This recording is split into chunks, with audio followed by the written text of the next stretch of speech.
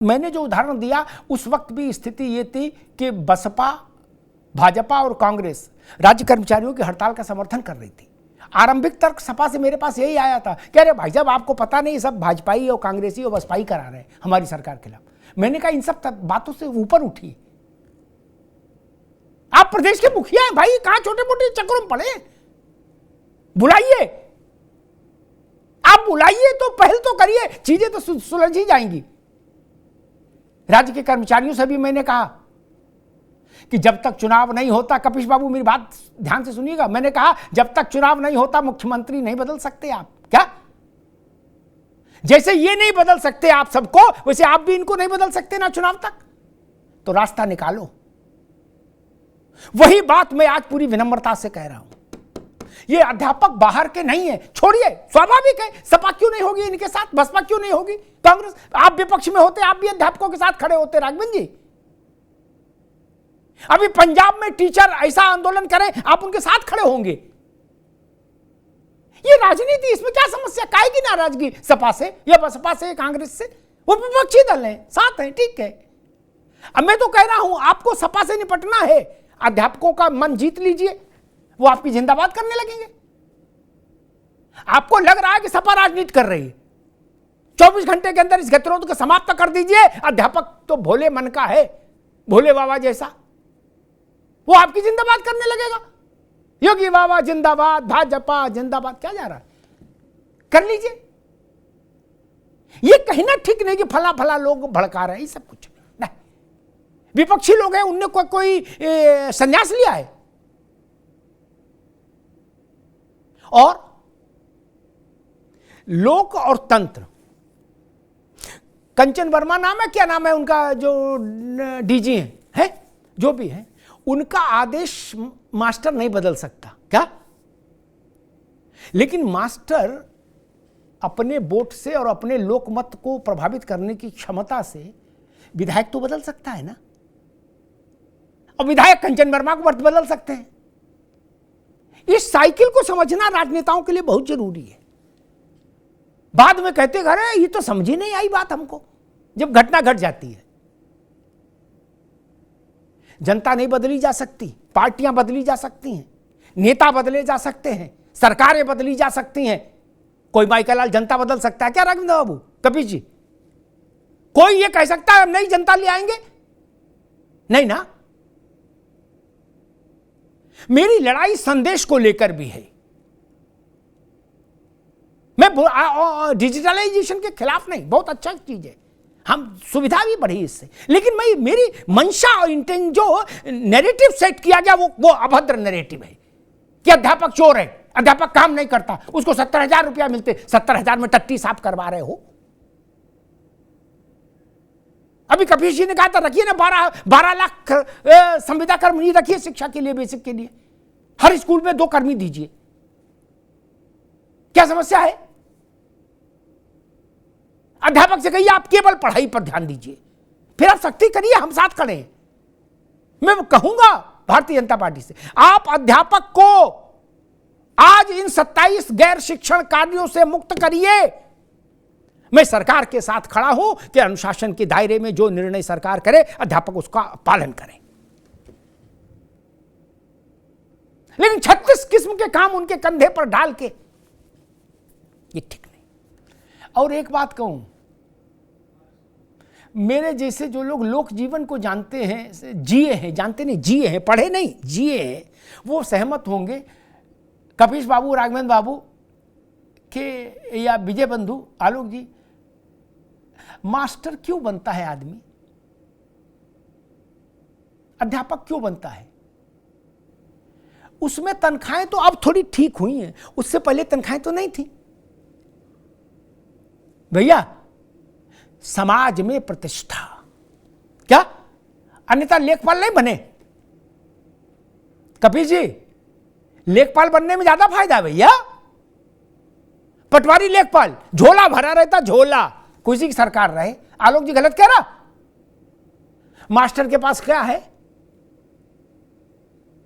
अरे गांव किसी खेत से 2 भुट्टे भी तोड़ के ले आए तो वो किसान दौड़ा लेगा, क्या मास्टर साहब कहां ले जा रहे? और अगर उसके पास जो एकमात्र पूंजी थी प्रतिष्ठा, क्या कि जहां गया लोगों ने कहा गुरु जी पान लगे, आओ आओ गुरु जी आओ बैठो बैठो, क्या आप वो प्रतिष्ठा खत्म करना चाहते हैं? क्या ये साबित करना चाहते हैं चोर है, काम चोर है, अनुशासन नहीं मानना चाहता? यही तो उसकी पूंजी है मित्र। अध्यापक के पास और क्या है? शिक्षा मित्र भी अध्यापक हैं आपकी किताब में, उनको 10,000 रुपया मिलता है। 10,000 रुपया आलोक बाबू, 10,000 रुपया में 31 दिन परिवार का भरण पोषण करना है, अपने बुढ़े माँ बाप की देखरेख करनी है, बिटिया की शादी करनी है, बेटे की को कारोबार कराना। 10,000 रुपया, बताइए। अनुदेशक भी टीचर है आपकी लिस्ट में, तब ना 6 लाख हुए। उसको 9,000 रुपया मिलता है, 300 रुपया रोज। क्या चाहते हैं उससे? क्या चाहते हैं? आत्मोत्सर्ग कर दे? क्या चाहते हैं? और छोटे से छोटा काम कराइए, प्लम्बर का को बुला लीजिए, बिजली के मैकेनिक को बुला लीजिए, जितने भी इस ढंग के प्रोफेशनल कोर्सेज के लोग हैं अपने घर में बुला लीजिए। 200 रुपया आने का लेते हैं, कुछ खराबी होगी उसका अलग बताएंगे, लेते हैं ना।